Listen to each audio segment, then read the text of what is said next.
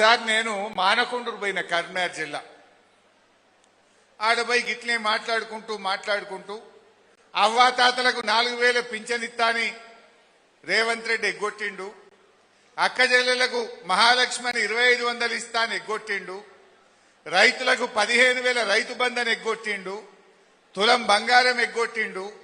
స్కూటీలు ఎగ్గొట్టిండు అని చెప్పుకుంటూ ఏమన్నా నువ్వు ఇప్పటి నుంచి యనుమల రేవంత్ రెడ్డి కాదయా, నువ్వు ఎగవేతల రేవంత్ రెడ్డివి అన్నా.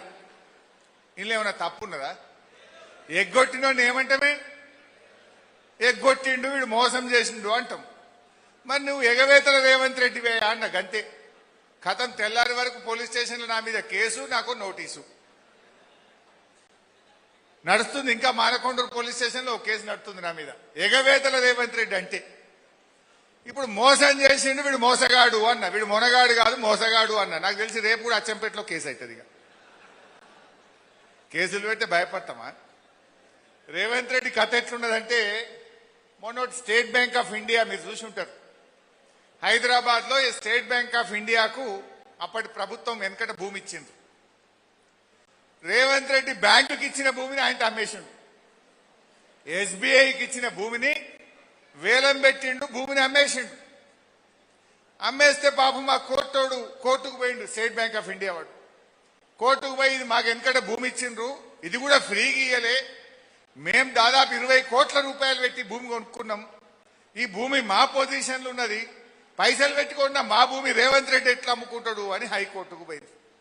పోతే కోర్టు ఏం చేసింది, అరే వాళ్ళు పైసలు పెట్టుకున్నది నిజమే కదా, ఈ అమ్మకం తప్పు, దీన్ని స్టే ఇస్తున్నామని కోర్టు స్టే ఇచ్చింది. ఖతం రేవంత్ రెడ్డి ఇప్పుడు ఎస్బీఐ మీద పగబట్టిండు. ఎస్బీఐ నిషేధిస్తా, ఎస్బీఐలో ఉండే ఫిక్స్డ్ డిపాజిట్లు బయటకు తీసేస్తా, ఎస్బీఐకి రాష్ట్ర ప్రభుత్వ అకౌంట్లన్నీ కూడా తీసేస్తా అని ఇలా స్టేట్ బ్యాంక్ ఆఫ్ ఇండియాను కూడా బ్లాక్మెయిల్ చేస్తున్నాడు. అంటే రేవంత్ రెడ్డి తీరు ఎట్లుందంటే, ఎవరైనా ప్రశ్నిస్తే పగబట్టడు. ఇలా స్టేట్ బ్యాంక్ ఆఫ్ ఇండియానే నిషేధిస్తా అంటుండు. రేపు రిజర్వ్ బ్యాంక్ ఆఫ్ ఇండియా కూడా నీ మాటని లేదనుకో, రిజర్వ్ బ్యాంక్ ఆఫ్ ఇండియాను కూడా నిషేధిస్తా అంటాడు.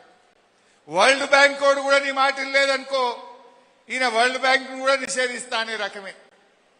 కానీ విషయం ఏంటంటే, రాష్ట్ర ప్రభుత్వానికి అయితే ఒక బ్యాంకు కావాలి కదా.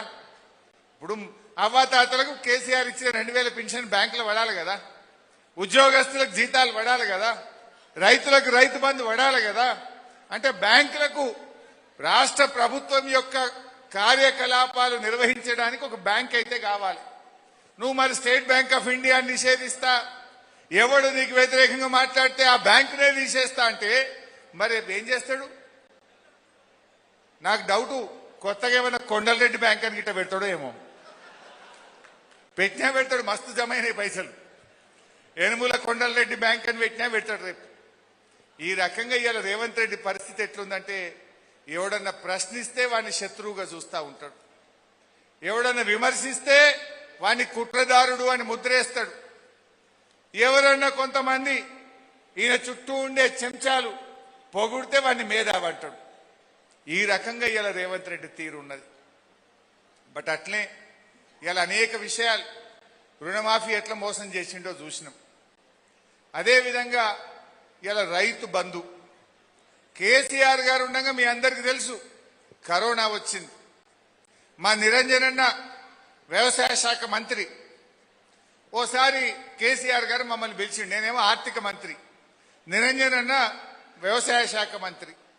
కరోనా అయిపోయింది, కేసీఆర్ గారు మమ్మల్ని మీటింగ్ రమ్మన్నారు, ఆర్థిక శాఖను వ్యవసాయ శాఖను.